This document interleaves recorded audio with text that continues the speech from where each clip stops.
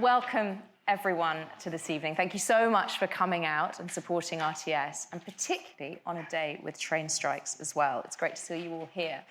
My name's Katie Prescott. I cover technology and media for the Times newspaper. And this evening, as I'm sure you all know, is a chance for us to look into the crystal ball and cast ahead to what is going to happen in 2024 after the very difficult and unpredictable year we've just had. And actually, as we've already seen this week, it's going to be a challenging start, right? We've heard job cuts at Channel 4, job cuts reported at Sky today by the FT. On top of that, the television world is going to have to navigate elections, potential change of government, new entrants to the ad space, and potentially even more economic uncertainty for businesses across the board.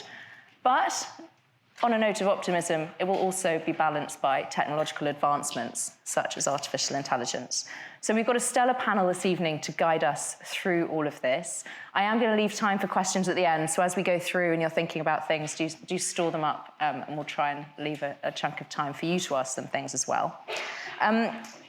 Before we show you a short VT, can I ask my panel, please, to introduce themselves, starting with Claire, please. I am Claire Enders. I'm a media analyst.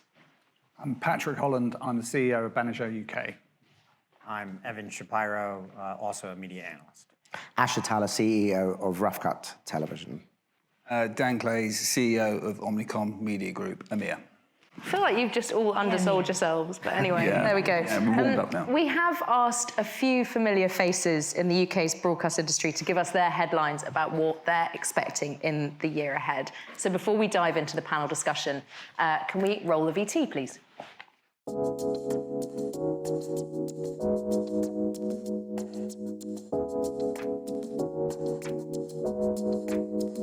2023 did not deliver the hoped-for return to growth across the TV industry as a whole in the UK. And that is the most exciting thing about 2024, is that 2024 will be a year of recovery and a reset for the ever-changing needs of UK audiences. And in that are many opportunities. Well, for me, the thing to be most excited about is that people are watching TV, lots of it, and people are watching huge amounts of video. So the average UK consumer is watching 5 hours of video a day. And what is there not to be excited about that? It's going to be all about live, big live entertainment show and reality shows, right throughout the year. We're going to have an incredible year of sports with the European Championships and the Olympics dominating schedules across the summer. Then when we get to autumn, we're going to have 2 massive general elections in the UK and the US, dominating news and current affairs. Well, the answer has to be the shows. It's all about the shows. And certainly when I look at ITV Studios and what we're producing this year, it looks like a really strong year, from the return of My Mum, Your Dad to the launch of a big new historical epic drama, Franklin, on Apple TV+. The arrival of some brilliantly made escapist content, pretty much just to distract us from the fact that the world is going to hell in a handcart, and therefore we really need some fantastic comedy. I've got a feeling that the world of scripted and unscripted coming together is something that is going to be quite exciting. Squid Game, the challenge was obviously amazing, and I think we're going to see more of that. The thing that I think is most exciting is the innovation of technology, whether that's augmented reality or AI. I think these tools are going to offer such a deeper immersive experience for our creators and storytellers to connect with their audiences if we embrace them and work out how to weave them into our current processes in the creative landscape.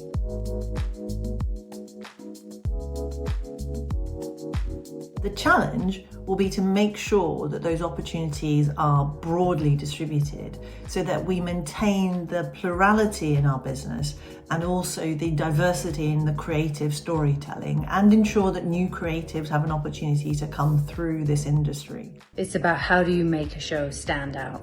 There is so much content and people are looking for things to watch, but how do we get the right stuff, our stuff, to them and make sure they watch it? Well, I think there are just too many streaming services at the moment, a few of which are losing quite a bit of money.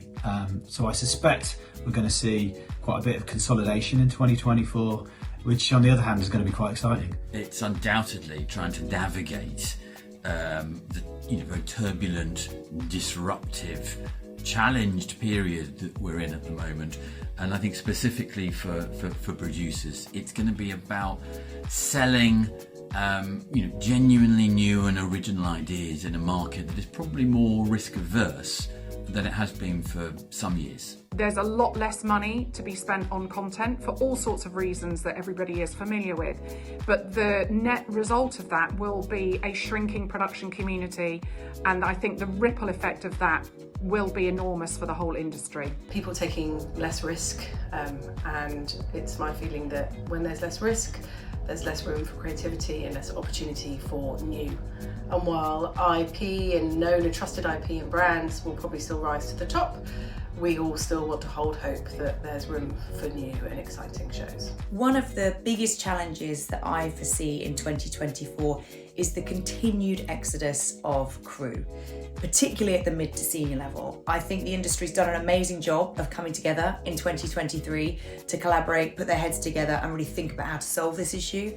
But a lot more has to be done in order to provide our crew with safe and equitable production environments for them to be able to thrive and develop their careers. There we are. So some of the things to be excited about in the year ahead, but also some of the challenges too. Let's dive straight into our discussion. Claire, if I can start with you, we heard about some of the challenges, and I mentioned job cuts that have already been announced this year. Looking ahead, how do you see the macroeconomic picture? Well, the macroeconomic picture of 2024 is going to be better than 2023 in regard to advertising in particular. I mean, it was a particularly savage year with very, very poor comparatives given the growth of the year before. So we're looking at a very complex macro picture.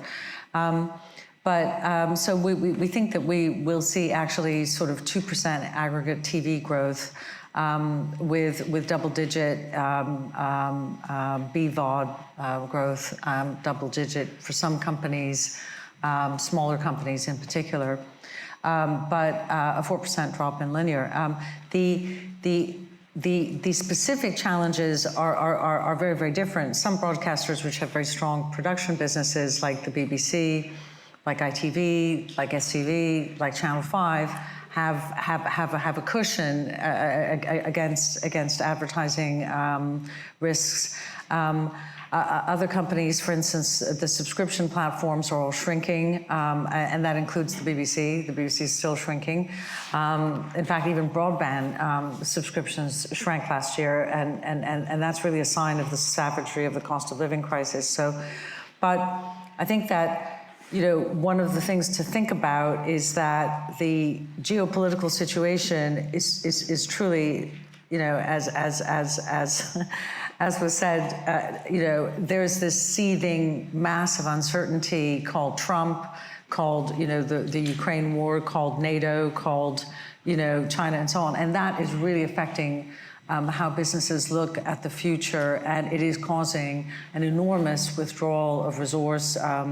Every single business that I know of has been cutting costs since actually 2023 onwards. And I don't think that that's going to change because people are so worried about 2025 and the impact of Trump decision-making on geopolitics.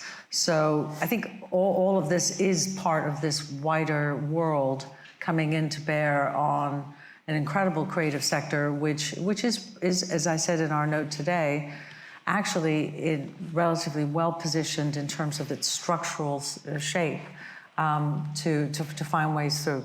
But it's going to be a very, very difficult year for producers.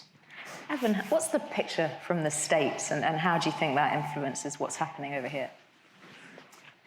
Well, I do think as bad as y'all might see your own television ecosystem, it's really worse in the U.S.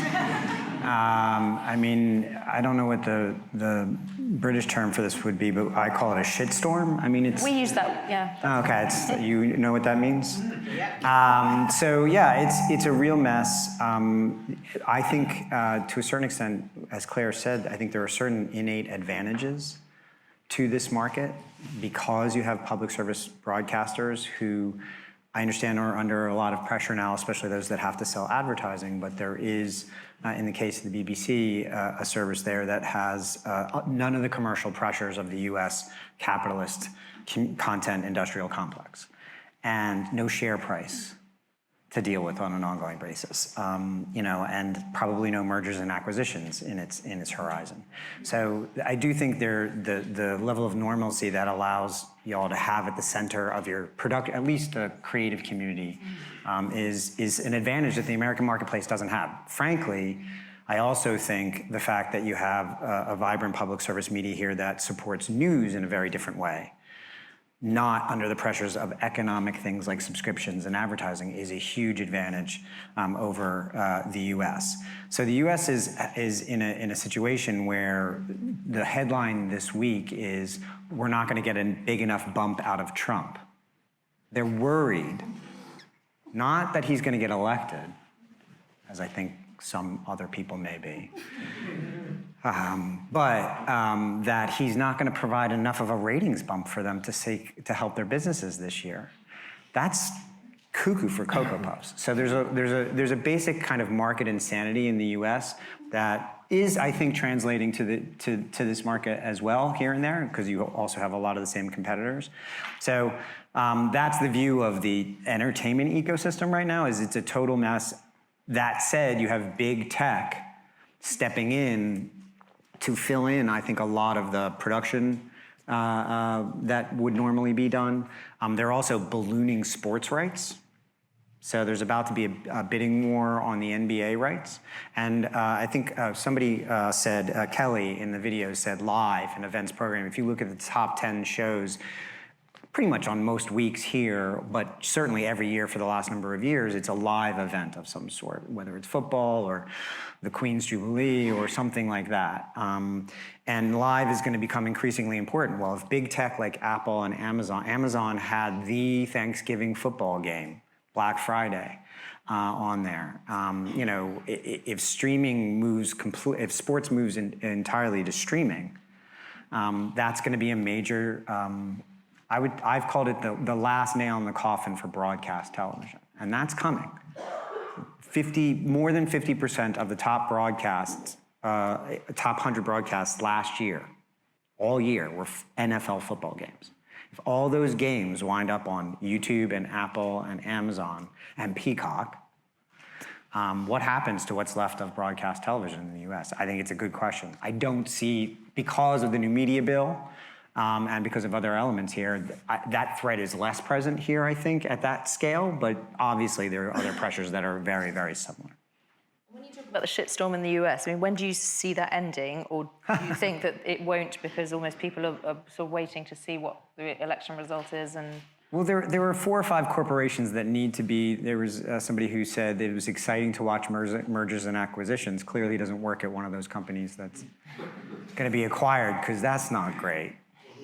But I do think it's going to take Disco Brothers, Paramount, Fox, probably Disney, to be consumed by a large, either mergers with each other, which is, if you look at Warner Brothers Discovery, which is what I call Disco Brothers, right?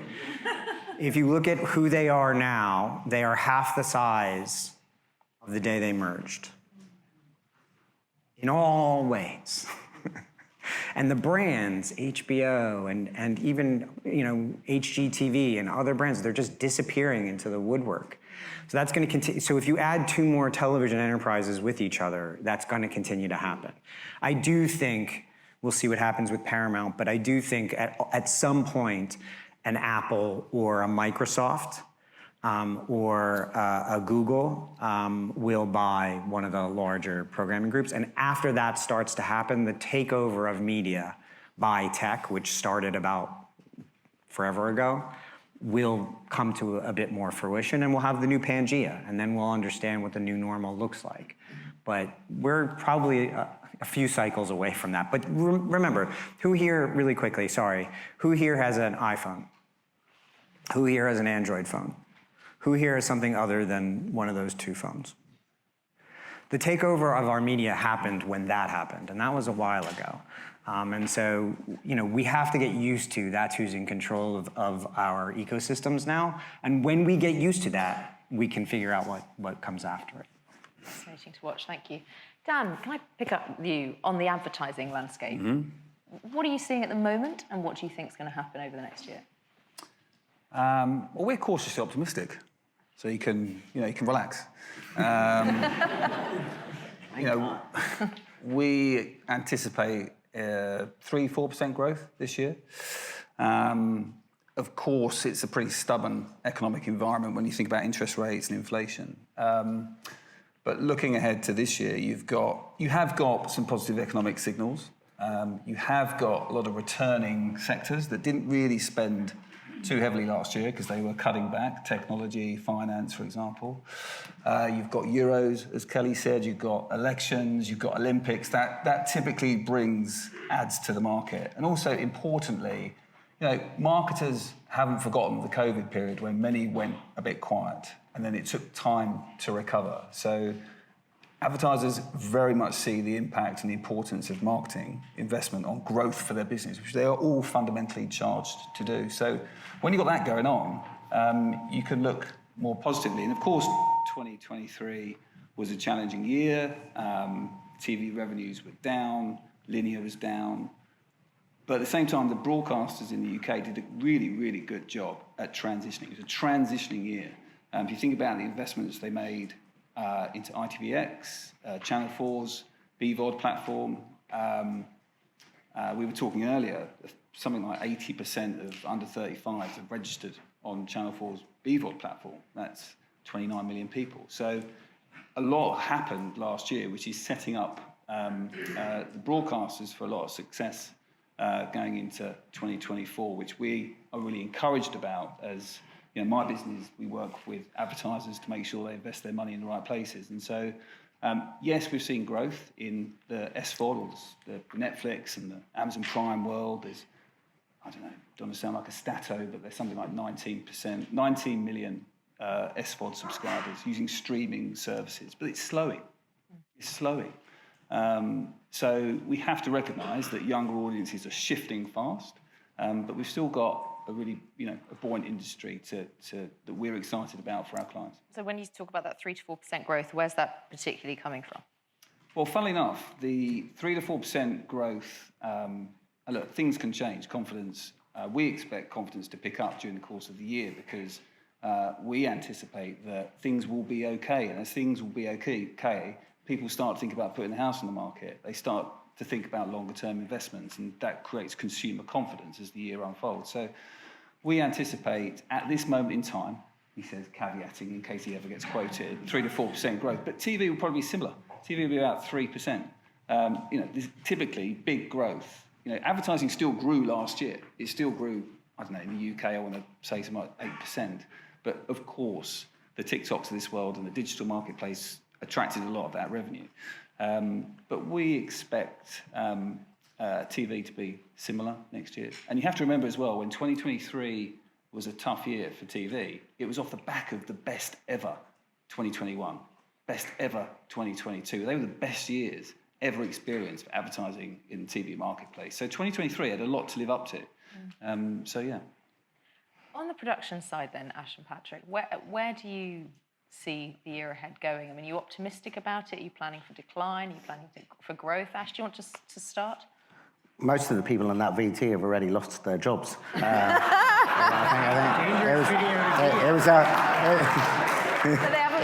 already dated. Or Alex Mahon fired them either. I'm also cautiously optimistic. I really think I think we can get carried away in our industry and the background noise and the white noise of it. It never stops. The talking never stops and the worry never stops. And it's partly because of our industry is at its heart unstable. And I always say to the staff that work at Roughcut, it's the tax we pay for having such a stupid fun job. The fact that the stability just isn't there, and you go and do another job if you want stability.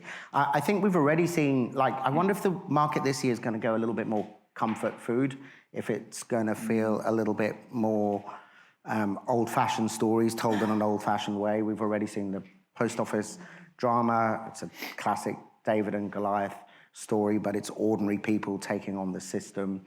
The funny thing about that show is it was shot from a technical or storytelling way. This is not being disparaging, it was shot in a fairly conventional way. I would suggest it was mid-budget, mid-low budget. It didn't have whiz-bang explosions. It was simple, old-fashioned storytelling. You look at the massive rebirth of Saturday night television. We're watching fucking Gladiators again, guys. And followed by Michael McIntyre, who's doing his best imitation of a variety show. So those two shows together, and so I just think the world we're all rushing for the blanket, for the hot water bottle. But I don't think that's a bad thing for what we do. I think we're going to see lower budget shows, but telling compelling stories. And I think that's not a bad thing, because how often do we watch a show and go, they've sort of spent too much money on it? Like it looks, and they've lost the plot. I mean, they're saying they've actually lost the plot. And so I feel good about the year ahead. I have to, because I run a production company. Thank you very much. I would say that what's happened is that that this year, last year, that under the big economic crisis, underneath the reset that's been happening in terms of the shift from terrestrial commissioning to BVOD commissioning within the PSBs has hugely accelerated. So the content mix that we're seeing, Banijay UK, that is being commissioned, the big reality shows, the Big Brothers, the Survivors, those big pieces of returning IP that have got big format and that sense of scale. How do you cut through? How do you land when you've got to attract the audience in a very, very busy, crowded marketplace? You need to have scale, and you need to have sort of the cut-through that means that the audience says, okay, I'm going to watch that, I'm going to watch it through to the end and see what's just happened with Traitors. And whilst all of this sort of broadcasters being on pause and saying, we're not going to, we're going to move that onto next year, or we're going to sort of slightly remix our budgets here, or the Channel 4 announcements this week, everything that is saying, and Tim Davie, when he first got the job as DG, saying, fewer, bigger, better, that has happened this year. That has happened in droves across the unscripted landscape in particular. So I think that completely agree with what Ash is saying about the content, the tone of the content, about, what do people want to watch, that sense of British stories for British audiences, not in a sort of like little Englander kind of way, but in that sense of it's my story, I want to be able to sort of see it, and I want to be able to experience it and be told about the world that I live in. All of that is, really, really brilliant. But that mid-range factual in particular that used to fill the terrestrial schedules, I was just saying to Claire, that is sort of priced between 150 and 250,000 pounds, has sort of disappeared from the commissioning market. And that is a massive reset, because Banijay UK's got lots of factual labels. You look out at the industry as a whole, the proportion of small factual, medium-sized factual companies that are doing that type of show is a huge part of the UK market, and that is a big reset. And I think that is the story, one of the big stories of this year, that is happening under the radar of this economic reset. I think to double down on that, I think you're going to see that play out across more than just nonfiction. I think that if you look at independent film and the independent storytelling, I mean, Fleabag is a great show that we share culturally. I don't think that show gets through the transom in today's market, because it's always big. It's fewer, bigger, better. It's through the center of the goalpost. It's not near either of the poles. That's American football. But the key here is to go bigger, better. Something that cuts through on its own with a big star that's really mass. The same day that the head of film at Netflix resigned, they signed a deal with WWE, which is the World Wrestling Entertainment. So we're talking about mass over independent. And so I think you're going to see that level of film get harder and harder to finance and made and distributed. I think you're going to see long-form feature documentaries harder to finance and get distributed. And those kind of independent, quirky TV shows like Flowers and Fleabag and Atlanta, I think those are going to be harder to get funded and distributed as well, because it's just they have to score on a billboard. I couldn't agree more. There was a show, just to build on that, there's a show that we've got on one of our scripted slates at the moment. A new writer, astonishing novel, and you adapting their own work, and you would, 2 years ago, that would have been a feeding frenzy for that show. It's an extraordinary piece. It's not genre. It's sort of like it's its own beast. It's its own thing. And it will get picked up, but it will not. It has everyone sort of going, God, it's so lovely, but, you know, because it's not in that sort of must-have, how are we going to sort of cut through in a way that that word, you know, scale, I think, is the word that I would always come back to. But the raisins in the bun strategy of moving the biggest shows to the top channels has been going on for a good 10 years. Let's not kid ourselves. So the raisins in the bun strategy has been the chief strategy of all the broadcasters, and bless them. What has really been affected is the multi-channel environment, which has shrunk in viewing drastically.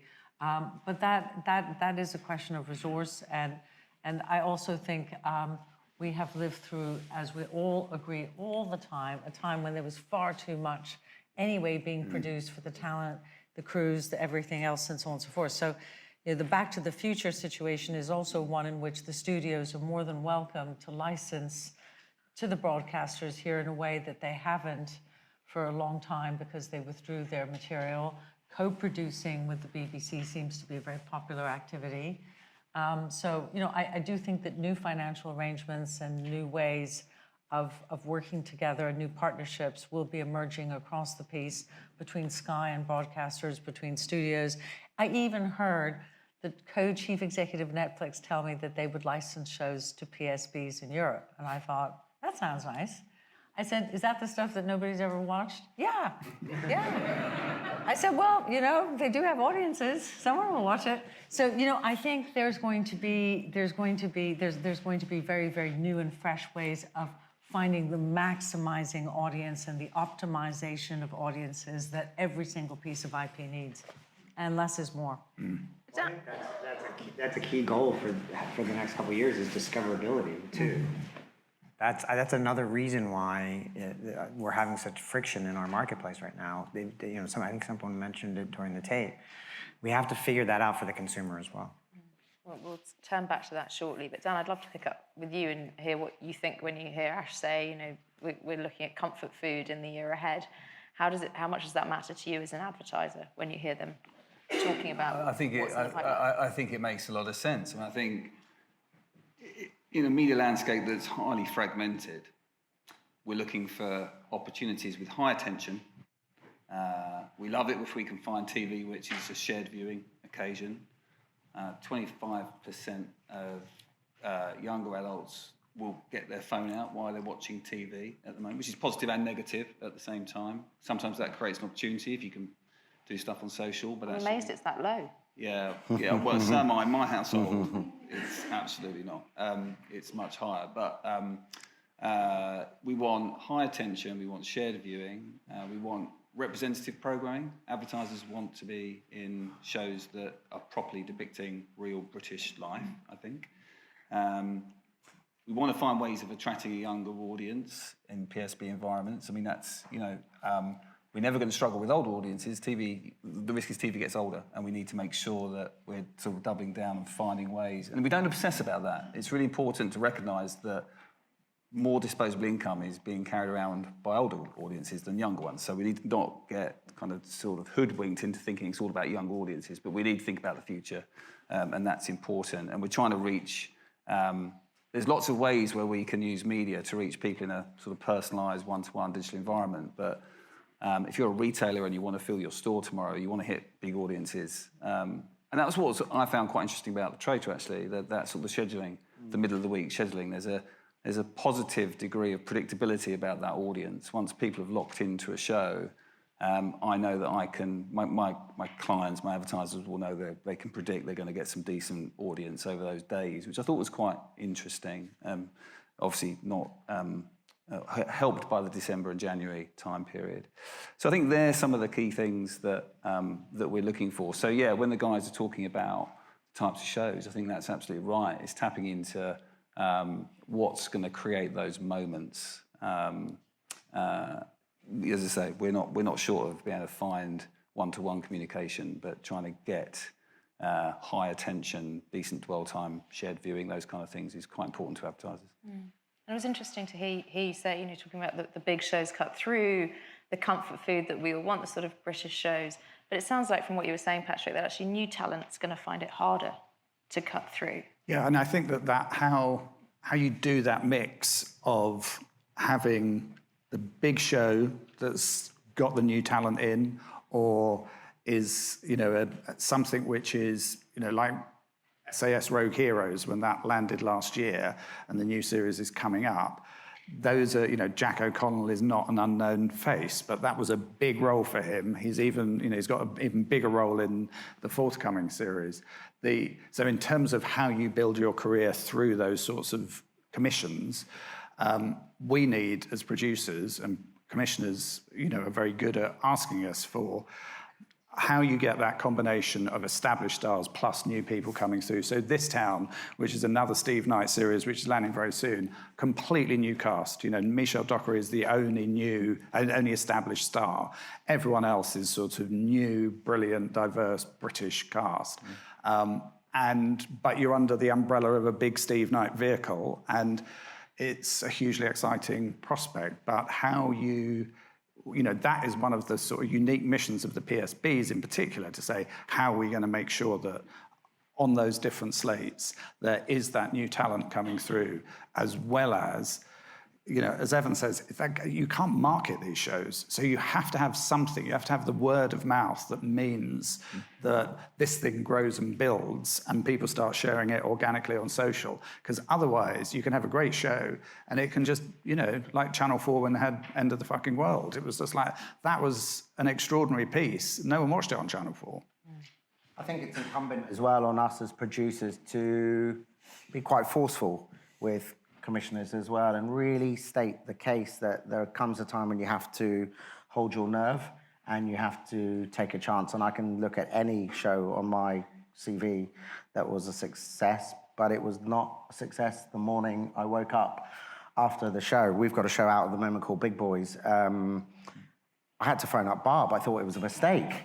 The overnights were so low on Monday morning, but a check-in with Channel 4 tells me that we're 40% up on Series 1. It's just being watched digitally. And so I think, you know, there comes a point where you could look at any show. You could look at Ricky Gervais. Was not Ricky Gervais when we made The Office.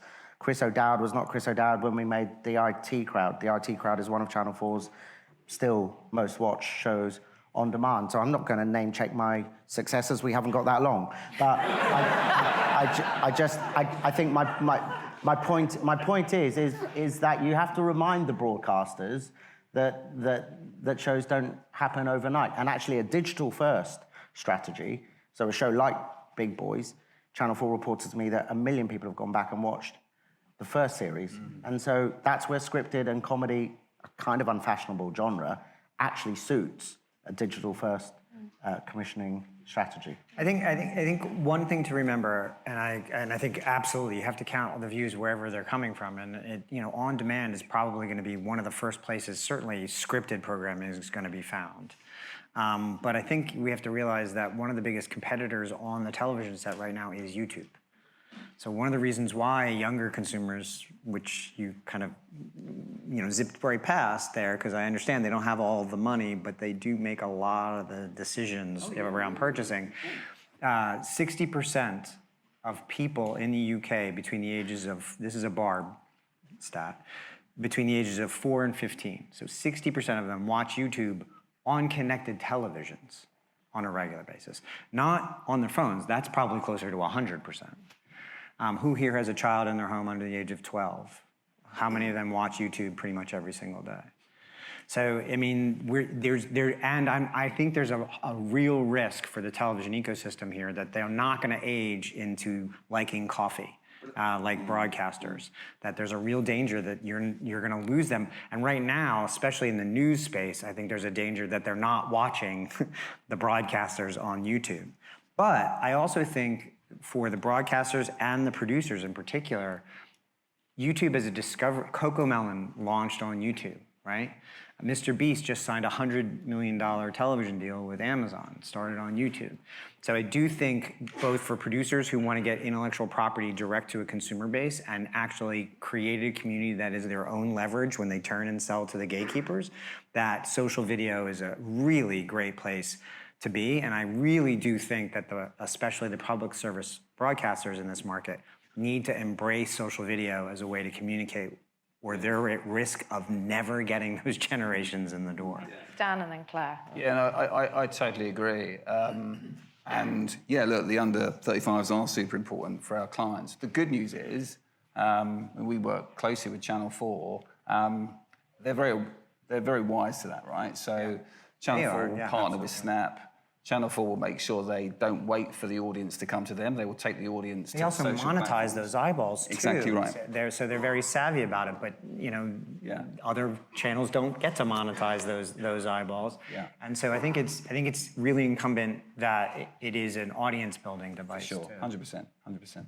I mean, I think you're then touching on to the very interesting topic, which is really where we were, which is that the growth in the market is coming from the addressable piece, the digital piece. That's also TikTok, which is a much more powerful and faster building force. I mean, YouTube, bless them, they've been here since 2006 and they've yet to destroy any business, and they have created many opportunities for new creators and indeed been the launching pad of so many artists that it's impossible to name them all, both in music and video. So it's actually been fit into the ecosystem in a really professional way. And I have to say, dare I say it, the Channel 4, bless them, were the first broadcaster to put their own broadcaster on Facebook and to become the biggest PSB on Facebook. So they're really, and the BBC is boasting of 5 million subscribers on TikTok. So they're really fleet of foot. I mean, as you say, the problem is monetizing.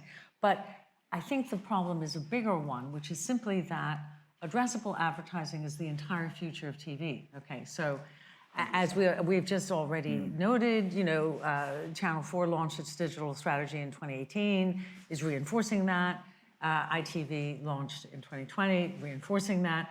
That is absolutely right. That's where you see the biggest uses of generative AI. So powerful, in fact, that the former chairman of TikTok, ByteDance, Kevin Mayer, told me I had to resign after 6 months because I thought the Chinese are going to take over politics, and I cannot be the chair of this company. And so that kind of intrusion, the TikTok intrusion in our political life and in our consumption life is simply phenomenal. Also because TikTok has done something which is to crack the ceiling of the oldies so fast. It took YouTube at least 15 years to crack 60-year-olds. TikTok did it in like 3 minutes. And then the other entrant we are not talking about right now, but they've built a $50 billion business in the US, is Amazon. And they're coming into it. And then there are all the SVODs who are having versions that are alternatively supported, except, obviously. So we have so much competition for digital advertising. And I feel blessed that the broadcasters are holding up okay. But the one thing I would say is the difference between YouTube and TikTok and Snap and Facebook is it's on television. YouTube is the biggest television channel on the planet. It's #1 in the US, it's number one or two here, depending on the week with Netflix. And it is taking up television time right now that I think is much more of a direct competitor to, let's say, the channels that are here. The vertical, the 9:16 screen, the mobile screen is really out of home, waste of time, audience extension, marketing platform. Whereas YouTube's ability, and you can tell because TikTok is emulating them. They're now leaning into 10 and 15-minute videos and leaning into horizontal. So that I agree with you that TikTok is a big time stealer and a big competitor. Well, no, I'm much more worried about their algorithms and how powerful. Yeah, well, there is that. That is really dangerous. That is really, really dangerous. I mean, we've always had very benign environment here, and yet at the Brexit vote, at the previous election, we've had direct evidence of infiltration of our democracy and of our democratic media I mean, we've always had a terrible problem with fraud online, which is that's advertisers. A whole other, yeah, absolutely. Well, we have now AI fraud, even worse, false editions of The Economist, false editions of the FT. But I think for the business model and the attention on connected television, Amazon and YouTube pose, I think, a truly existential threat from a revenue and an attention standpoint. I think TikTok it poses an existential threat much more largely, as you very articulately. Well, I mean, fundamentally, their economics are but they create content and they can distribute it globally.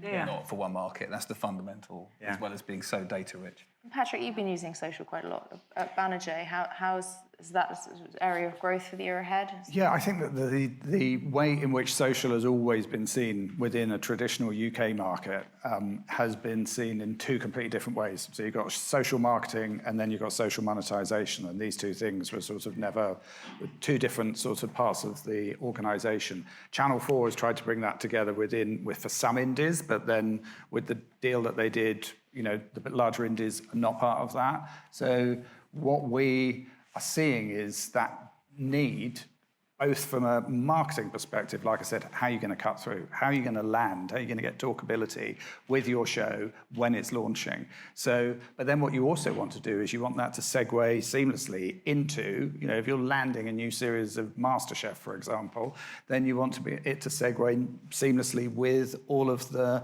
monetization of the previous catalogue. It's a BBC title. It's really hard to do that. You can do that in other territories. The Banijay companies do that in other territories much, in a much more easy way, less regulated way, because they don't have quite so much PSB regulation in some other territories. So, but it has to be both from a financial point of view in terms of how do you generate, revenue for all your producers, because it's such a marginal business. Actually making shows and making any money out of making shows is so marginal. So you have to think of other forms of revenues. You've got to think about that social media monetization, but you also need to think about social as how you're going to get people to, watch your shows. I mean, I've been watching the social marketing aspect of what you've been saying with interest at the moment. We've got a few shows at Roughcut that are about to come on. So what happens is whenever a show comes, and many of you will know this, whenever a show is about to come out, you have this big Marcoms meeting with the broadcaster. So let's say I was on one yesterday, and it tends to be a Zoom these days. So you're staring at a grid of 10 different people, and they're telling you how they're going to market your show, and we all know how hard it is to cut through. And the most junior person in the grid will be the digital marketing boy or girl. They are about 22. They'll be the TikTok expert. They hardly get a word in edgeways. And you've got a guy like me going, well, will there be billboards over the A40? I was on a thing the other day and the writer went, it would be great if we had posters on in bus stops. I went, for fuck, bus stops?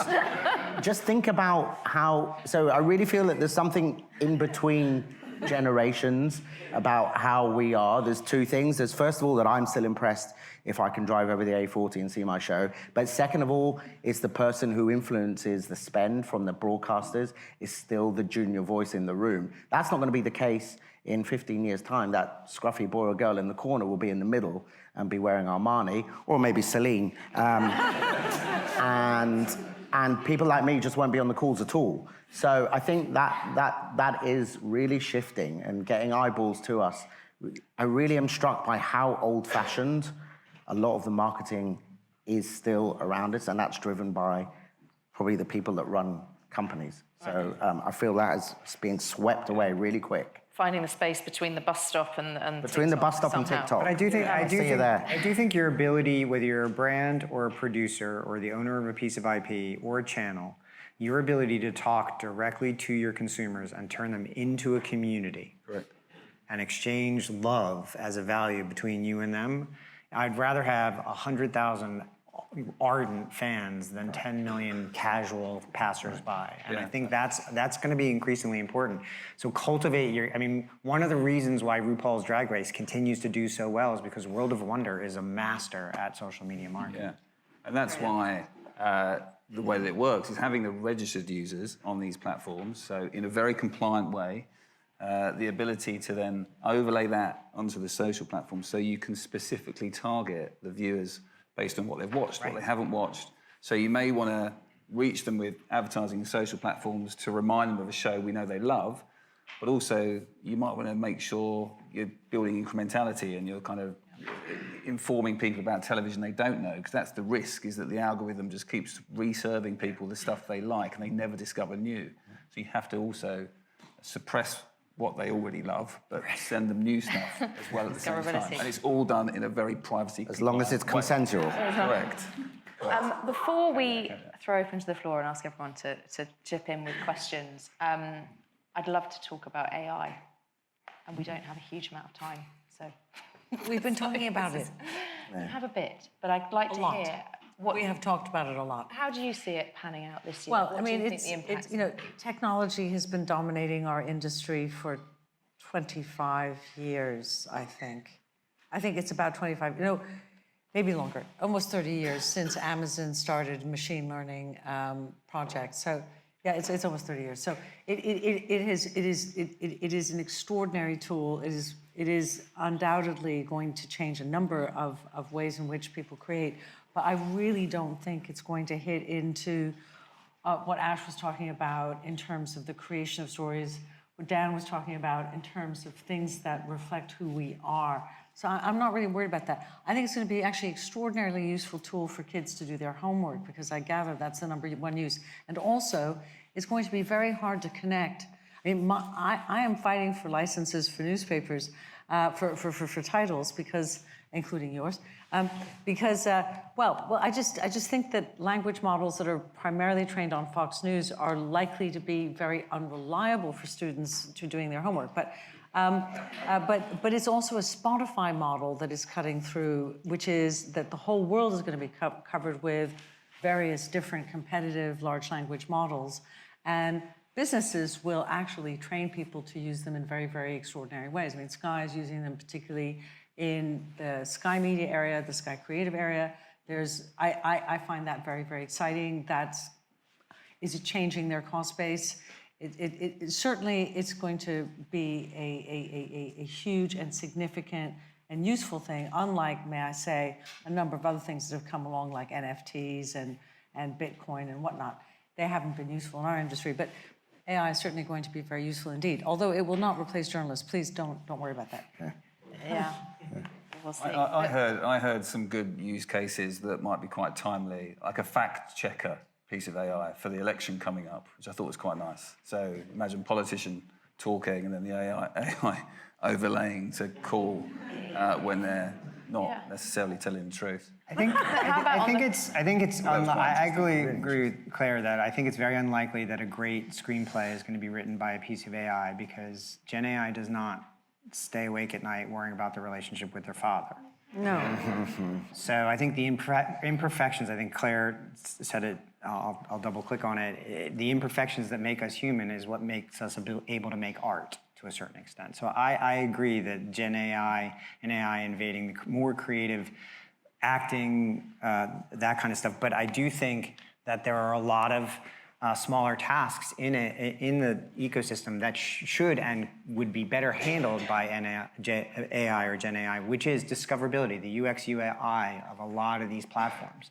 I log onto a platform, and the thing I was watching isn't the first thing I see. Why is that?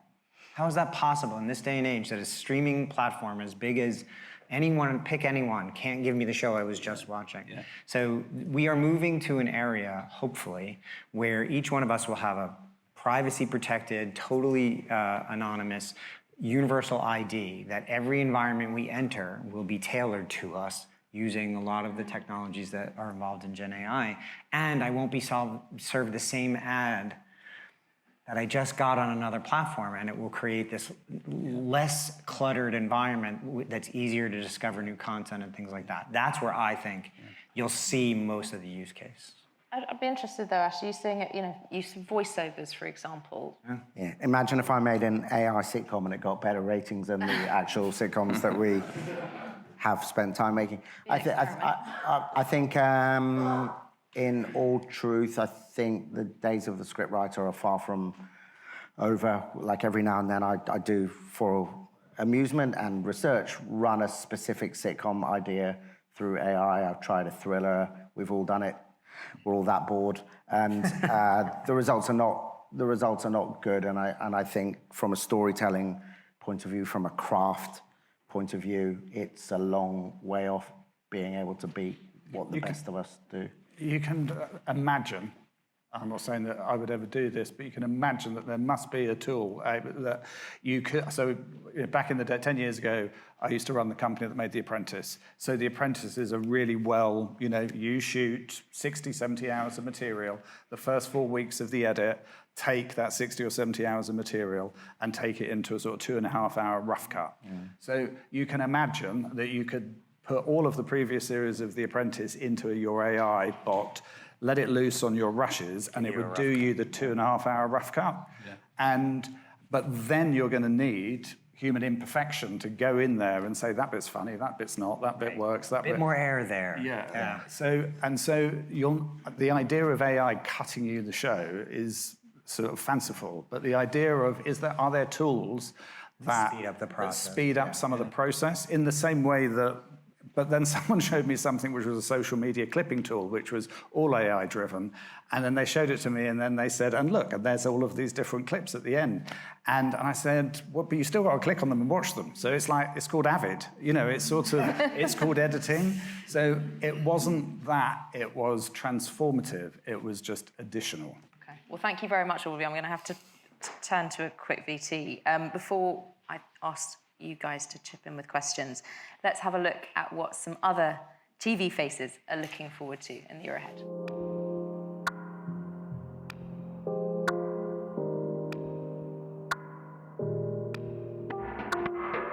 What am I looking forward to watching in 2024? Well, of course, the Paralympics this summer, which I want to watch from Paris. But also, I'm really excited about the next season of Slow Horses. In 2024, I cannot wait to be rekindled with my love, which is Doctor Who, and to see everything that the BBC and Disney collaboration brings with it. It's a movie. It is One Love, the Bob Marley story.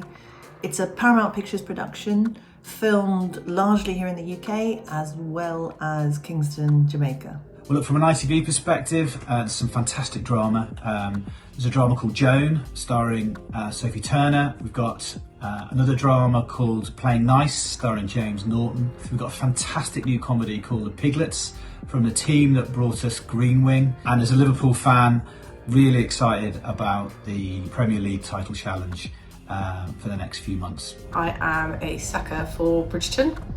Series 3 is coming, which is very exciting. I can't wait to see Jodie Foster in the new True Detective. Working in telly, I think we're all going to be a bit excited about Rivals. Plus, Julie Cooper, fabulous.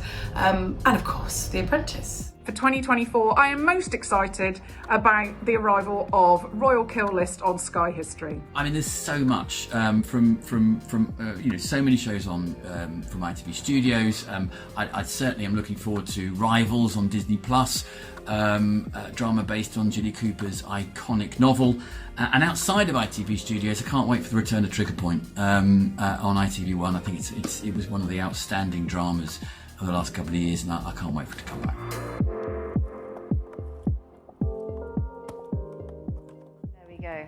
So, does anybody have any questions for the panel? Yes, gentleman here. We've got roving mics. I was just wondering, in what is becoming quite a risk-averse business, is there any room for any real originality?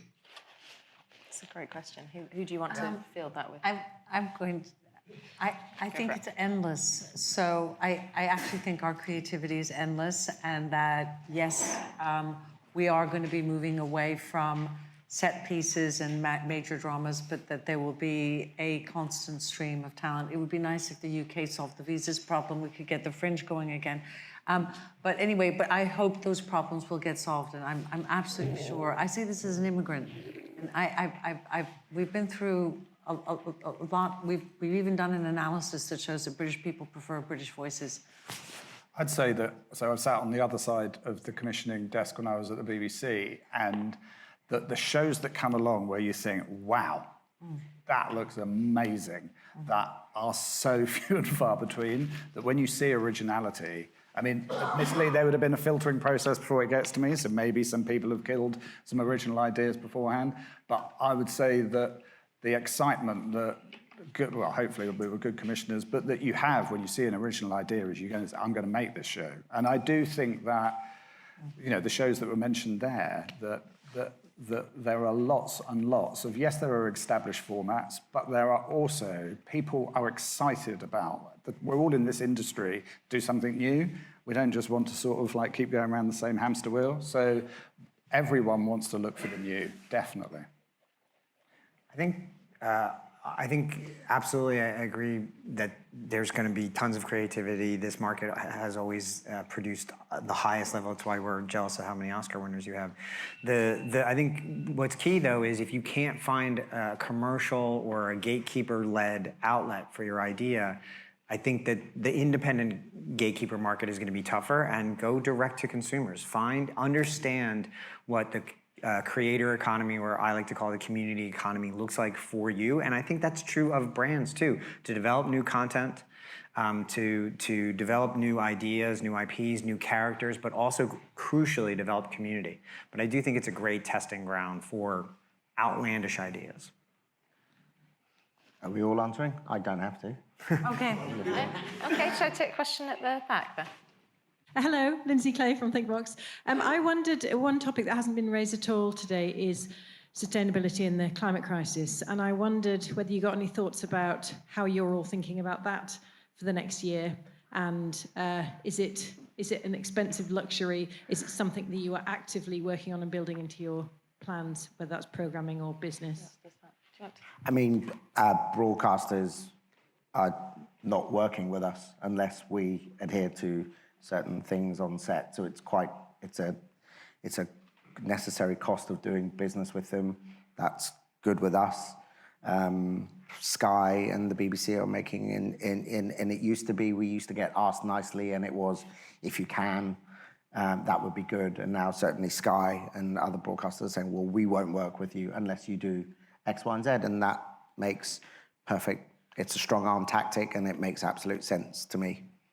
We've now got a global Banijay board, in terms of sustainability board, and that sort of the UK's best practice is now informing other territories about how to make sustainable, make your production as sustainable as possible, but also how editorially do you push into those areas in a way that, it's the perennial, isn't it? How do you make shows that make people engage with the issues without feeling preachy? And so shows like The Rig doing so well on Amazon and cutting through and being recommissioned for season 2, new writer, David McPherson. So all of those, it's how you do that both editorially and in terms of the culture across the whole world. And we're increasingly profiling media spend, advertising campaigns against carbon emissions. The challenge is having a consistent methodology with how we do it, but absolutely holding Channel 4, ITV, Sky, Google, everybody to account, because that's something that advertisers are asking us about. Thank you. Any more questions? Yes. Hello, hi, Dean Webster from 1056 and back to you. Last year was a really bad year for freelancers across the industry. I've been speaking to some in the past couple of weeks who have been out of work for over 7 months, some getting close to a year. You talked a little bit about, the middle ground in television sort of evaporating away, also fewer, bigger, better sort of being the MO for a lot of broadcasters and streamers. Is this year going to be a good year or a bad year for the people at the coalface making the shows? And should this be the year that people who are freelancers in television maybe start looking elsewhere? So movie making is booming. So if you can possibly get yourself into movie making, I'd be making that shift now and staying there, because the huge investments made by Sky, by Warner Brothers, and in production facilities, they are being used round the clock by American movie making, and so there's a huge demand for craft. I do think that, getting back to the point that I was making about that whole remix of the way that the slates are being constructed, that it is the time that to look at how can you, if you're not getting jobs in that particular genre, that reskilling, or looking, as Claire says, into different sort of parts of the industry, that, you know, the unscripted labels that we've got that are smashing it out of the park are doing it in a place where it's, you know, it's the bigger shows. It's the bigger shows. It's the ones that have got the ambitions to return. Or out of London, you know, Channel 4 said yesterday about the, you know, prioritising out of London commissioning. That model that the BBC also, you know, leans into, which is volume, lower cost outside of London, and then looking at all of the bigger shows. Not that the bigger shows can't be made out of London, but that's where, you know, the bigger shows, that's where you need to concentrate on them. What are you saying, Ash? I feel for freelancers, we sense it when people come in to see us for jobs. We sense there are more crews around at the moment. I can see that people are hurting, and when people come in to look for jobs at Roughcut, I feel that they are finding it hard to do that. So I think yesterday felt like a Black Monday in the world of TV in the UK with Channel 4 and Paramount. I'm afraid the truth is I don't think there's going to be more shows to be made this year. I think it's going to be less. I think there are reasons for optimism, but I got to be honest with you. I can tell from a hiring point of view, it feels like we have more choice, and that would strongly imply that the freelancers are hurting, and that's a horrible spot. And we're doing what we can. We're a medium-sized production company. We're doing what we can to help that, and I would urge all my colleagues on the stage to do so as well. And I think if you follow the money, and it's a lot of it's going into sport. So I think there'll be Train to be a footballer. Yeah. Is that right? I think no, but editing, graphics, all of the behind, and if you can dribble. Sure, if you can dribble. There we go, that's the answer. Has anyone else got a final question? Here. Colin Phillips of BT. I'd just like to return to where the panel started and actually talking about sports. So live television. So there's been a lot of debate over the years. I recollect a steady decline of maybe about 11% or so. I think, Claire, you said 4% was your prediction for this year. And I heard lots of talk about the importance of NFL in the States. So where do you think linear TV will be at the end of the year? Are we reaching the bottom of the decline? Is it flattening out now? Well, what are the panel's views, please? Claire, do you want to start? As far as linear? Linear, yeah. As far as linear? Yeah. Linear, yes, linear television. Live TV. No. I mean, the linear decline is a systemic change in the market, and it's going to keep going. But we do have 67 million people here, and as Dan said, those of us over 45 have an awful lot of money, and we're living very, very long lives. It's a shame that the Bank of Mum and Dad is propping up the young, but c'est la vie, and it's true of them all. So, I mean, there has just been no wage growth in this country since 2010. And so those young people are not, and they're not marrying, they're not setting up households, they're not having babies. They're leaving it, you know, all. So we are not at the end of the digital transition. Those people, we will never stop the digital transition of the phenomenon that we call broadcasting. It will never, ever, ever stop. All that is happening is that broadcasters are adopting best-in-class technology. For instance, Netflix, they adopted a best-in-class technology solution for their advertising that they did not build themselves. So we see a lot of fleet-footed activity, but linear decline is worked into the market, it's worked into population change. We've started to see this emergence of a currency which is live, not live, but viewed on the same day. I think that's where you're seeing a bit of a shift now. So where you'll have live at 55%, something like that, you'll have another 10%, which is viewed on the same day. And so you'll probably see that bit creep up and the live come down a bit. But it will be, over the next 2 or 3 years, it will change. Lindsay's from ThinkBox at the back. She's the person that can provide the data on that. But True Live, in terms of you just think about the power of live over the last year, and you've got the power of live over, in terms of Eurovision, the, King's coronation, the scale of those audiences, and then you think about the sport all this, this summer, and you've got the election that and then you've got Big Brother, throw that in again, but you've got Celeb Big Brother. So that what you have is that... Love Island, but well, that's not live. Oh, that's right, yeah. But when you've got that sense of event, I think that 5 years ago, the broadcasters were going, traditional broadcasters were going, oh my God, we've just got to make it live. And so you had sort of, what's it called? Spring watch, autumn watch, everything was live. Make it live, because that will make people watch. And of course, the audience, if it wasn't essential that it was live, they didn't watch. Whereas if you follow something which is has to be that coming together event, the convening power of television is still such an extraordinary thing. So it's sort of the jewel in the crown rather than the sort of thing that we should all be chasing. Live is something which is amazing, but it's not the thing that makes a show essential. The thing that makes the show essential is whatever it is, it's Again, I find it interesting that Netflix's head of film resigned the same day they got into live sports. So I do think I think we're going to find a new model. I don't think it's an either or. I think it's a yes and. And you see the rise of fast too, here and around the and a lot of viewership on iPlayer is linear. Yeah. So I think, watch the nomenclature. It's digital versus analog. Yeah, that's gonna completely move over. But I think linear will survive for people who like to have stuff curated or sport, news, that kind of stuff. Train to be a footballer. Same answer. Again, it is the same answer to everything. It's the same answer. That feels like quite a good note. Travis Kelce got to end on. It's now 8:10, so thank you so much to all of you for coming along this evening. 2024.